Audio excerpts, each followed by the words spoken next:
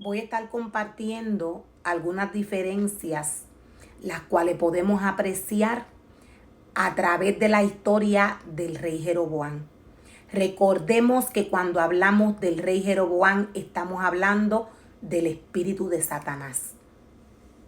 El rey Jeroboam fue aquel hombre que se llevó el pueblo del Señor y lo corrompió.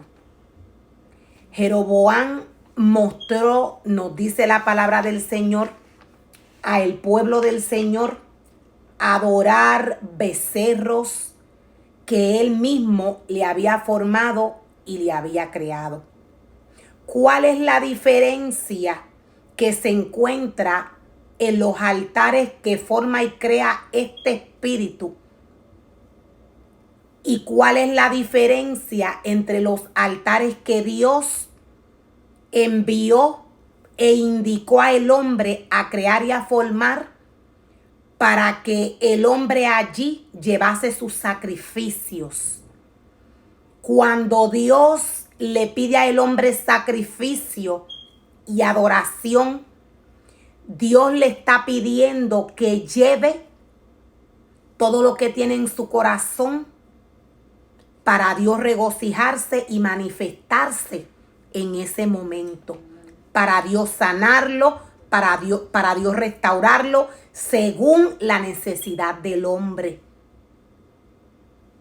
Uno de los sacrificios que el hombre, guiado por el Señor, tenía que llevar delante de la presencia del Señor, delante del sacerdote, era un animal joven, puro, limpio, sin manchas. Y este animal tenía que ser recién nacido.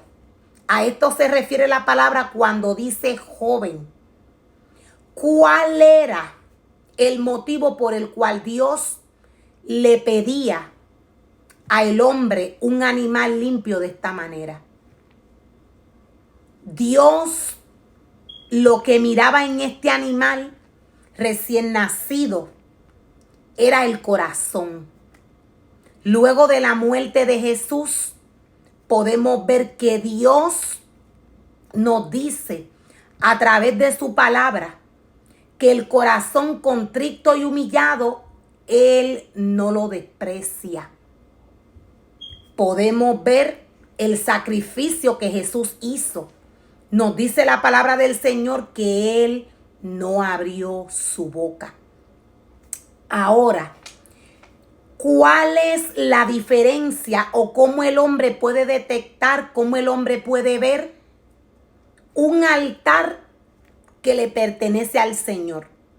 Recordemos que Dios es santo, Dios es limpio, Dios es puro y desde el principio Dios le pide al hombre para su altar, para su casa, objetos y materiales específicos.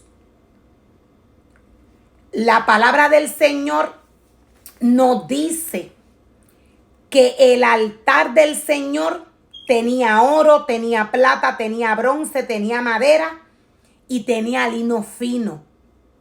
Todo esto que tenía el altar del Señor, como he explicado en otras ocasiones, tiene un significado espiritual. Dios es espíritu y de esta manera Dios mira todo objeto que es presentado delante de su presencia. Por eso cuando Dios ve un altar como el que enseñó el espíritu de Jeroboam a formar y a crear algunos altares, por eso podemos ver la diferencia. ¿Dónde está la diferencia? La diferencia está en que Jeroboam forma y crea al gusto del hombre. Dios no llama al hombre a formar conforme a su corazón. Dios envía al hombre a formar altar y casa para él conforme al espíritu, conforme a como él se lo pide. ¿Por qué? Porque Dios es espíritu. podemos ver que estos altares tenían colores específicos. En el altar, en el tabernáculo que se le formó y se le creó, había azul, había blanco, había carmesí, había grana y había púrpura. Todos estos colores en el ámbito espiritual tienen un significado espiritual que solo Dios lo conoce. Por eso lo voy a volver a repetir, cuando Dios ve una casa formada y creada conforme al deseo y a los gustos del hombre, Dios la mira como idolatría. Dios mira al hombre como que está idolatrando. Es porque no es lo que Dios le ha pedido. Dios no es hombre. Dios se agrada de lo que Él pide y exige. Ahora, voy a estar dando según el significado espiritual de cada uno de estos colores que nos trae la palabra del Señor. Estoy compartiendo esta porcioncita, pero es conforme a la palabra del Señor. Dios organizó y formó los altares a través de Moisés, a través de Salomón, de David. Fueron los hombres que le prepararon y le crearon altares. Cuando estos hombres le formaron y le crearon altares, ellos tuvieron que hacerlo conforme a la palabra y conforme al mandato del Señor. Veamos qué significa el color azul. El azul es celestial, es autoridad divina. El azul es celestial, autoridad divina. Esto en el ámbito espiritual. De esta manera, Dios lo ve.